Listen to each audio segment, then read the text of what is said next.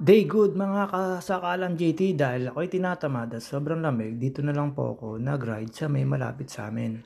At pinanik ko po yung tatlong mababahabang ahon dito sa Kalamba. At ang una ko pong unang inakyat na mababa ay si Chokaray. Ayan po yung daan at kalsada na sinasabi ko. Pagka inaan ibig sabihin nalalapit na kayo papuntang Sitio Caray ng Pansol. At dyan po sa kanto na yan, kakanan po tayo dyan after Maxine Resort. At pagkakanan nyo po dyan, straight nyo lang po yung kalsada na yan. At may kusmikos na yan, mga insan, tornado na yan. At yan po, dire-diretso lang po yan. At syempre, pag nakita nyo na po yung kalsada na yan at yung may resort na yan, kakaliwa na po kayo dyan. May makikita po kayong signage dyan. At after po niyan, syempre, meron pong kalsada dyan na lubak-lubak na parang may shoulder or may humps na pang tagiliran ng kalsada. Ayan po yung sinasabi ko. Ayan, kakaliwa na po kayo dyan after sa green na yan. Ewan ko lang po, pag pinago pintura niya, baka maligaw kayo yung resort na yan. At yan po, syempre, rough road na yan. After po mag-rough road na yan, kakanan na po kayo dyan. At yan na po, dyan na po magsisimula ang ahon ng Sitio Caray. At dyan, nag-adjust na po ako. Mababa pa lang, nag-adjust na po ako. Siya ba, para hindi po ako mahirapan pagpanik. At ayan po, straight ahead lang po tayo dyan. Ito po, nagsisimula na po yung mataas na ahon. Ayun lang naman po yung talagang ikasasakit ng tuhod nyo. Siyempre, ang JT Sakalam, gagamit po ng pinagbabawal na teknik dyan. Bababa sa bike, itutulak, tapos magpapakita uli na nagra-ride para sabihin, lakas-lakasan. Ayan po, JT. Running lang po tayo dyan. Dire-diretso lang po tayo dyan. Napakalamig po ng panahon. Kaya napakakatamad pumidal. Kaya siyempre po, kailangan sipagan. At ayan, after po nyan, pag galing ko po sa kurba, ayan, last na ahon ho yan, hingal malala na po yan. Siyempre, pinagbabawal na technique, gamit po ako dyan, nagtulak po. At after po dyan, hindi na po ako pumanik dahil miskid na lang po yung gulong ko dahil malumot. At ayan po, siyempre, ang sinunod ko po ay ang papuntang Solviento.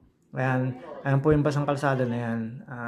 Huwag ko kayo mag-alala, hindi naman madulas dyan kasi nadadaanan ng sasakyan. Hindi kagaya ng Sitio Caray. Sitio Caray talagang motor at bike lang ang makakadaan dahil madalang ang tao doon. Hindi kagaya dito, may mga bus. Shoutout sa inyo mga taga-taas. At maglalaro daw sila ng basketball sa Purok 5. Nakasalubong ko rin po sila sa baba pag uwi ko.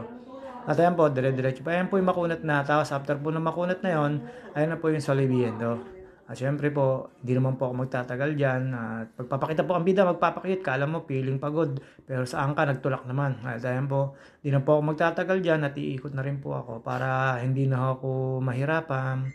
At after ko po dyan sa Sitio Caray, at ito po, at Solviento, at dito naman po tayo. Ito, chinaga ko po ito, ikatlong ahon na to.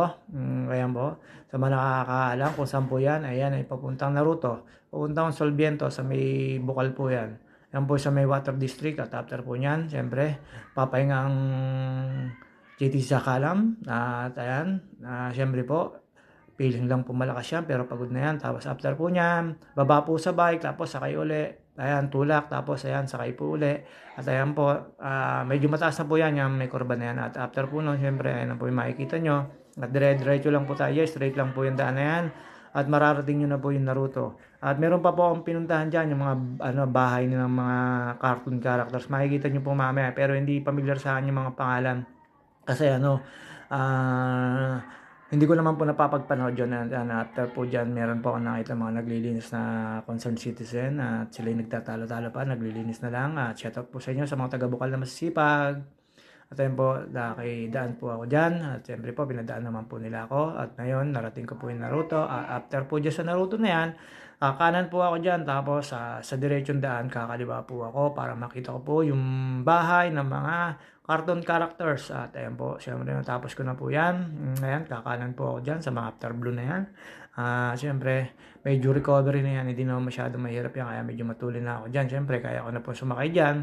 At hindi na po ako gagamit ng pinagbabawal na teknik. At syempre, magpapakita naman po, syempre, ang bida. Aging pakit yan eh. Hindi naman po mawala yung pakit yan eh.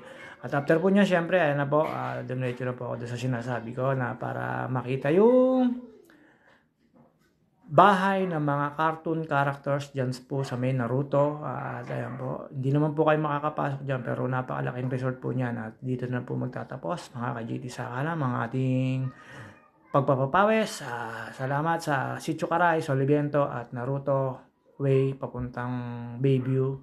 At nakaya ko naman po magtulak. Mga pinagbabawal na teknika. At hanggang dito na lang, mga ka-JT sa kalam. Babus! At ingat po sa lahat na rider. At napakahirap pong pumidal ngayon talaga at dahil napakalamig. At ayan po yung sinasabi ko sa inyo. Ayan po, ang ganda po ng gate nila. Mga ka-JT sa